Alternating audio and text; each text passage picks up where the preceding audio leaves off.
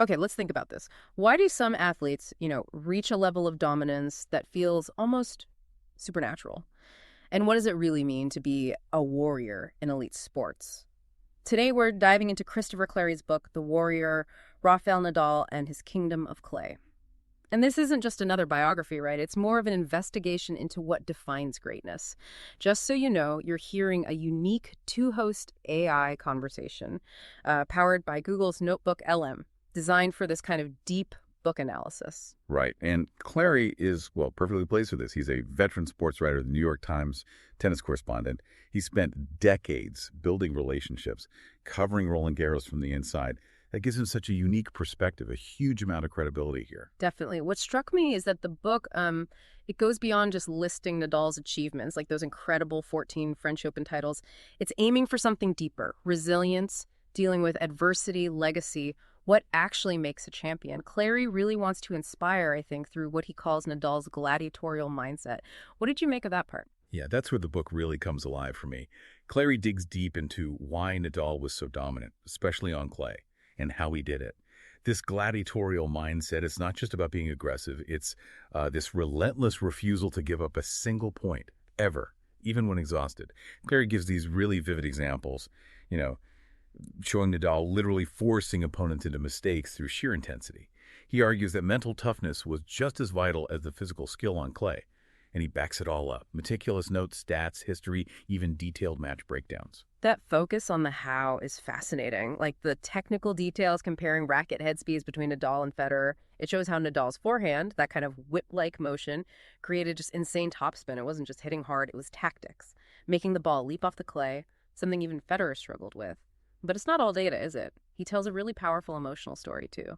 Absolutely. He recounts Nadal's toughest moments, like that absolutely brutal 2012 Australian Open final. You feel the pain, But then he balances it, celebrating the triumphs, the personal values. It creates real empathy. And the language he uses, like describing Nadal's deep and singular connection with red clay, or that metaphor clay being to Nadal what water is to Michael Phelps.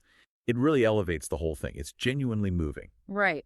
And for those of you who enjoy exploring these kinds of insights from books, remember to check out Mindful Moments. Right. That's our YouTube channel offering AI book analysis, reflection, and rational thought. Definitely worth a look. Good point.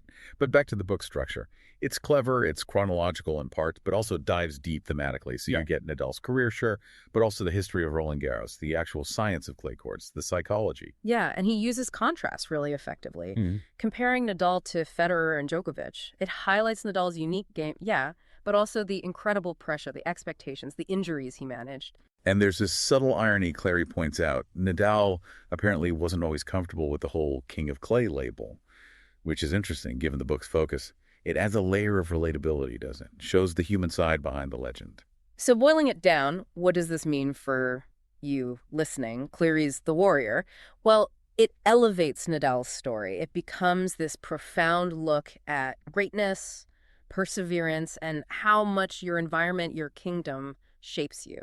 It's this really effective mix of technical deep dives and real emotional depth. Which leaves us with a thought, perhaps. What does Nadal's journey, as Clarey shows it, tell us about perseverance itself? And maybe, how much is a champion defined by their arena, by their own kingdom of clay? Lots to think about there. To explore the wisdom in this book and others even more, check out Mindful Moments on YouTube and, of course, our other podcast, Deep Dives. Click the link you see on screen for the full in-depth book analysis. Please subscribe, share it if you found it interesting, purchase the book via the link if you like, and always think critically.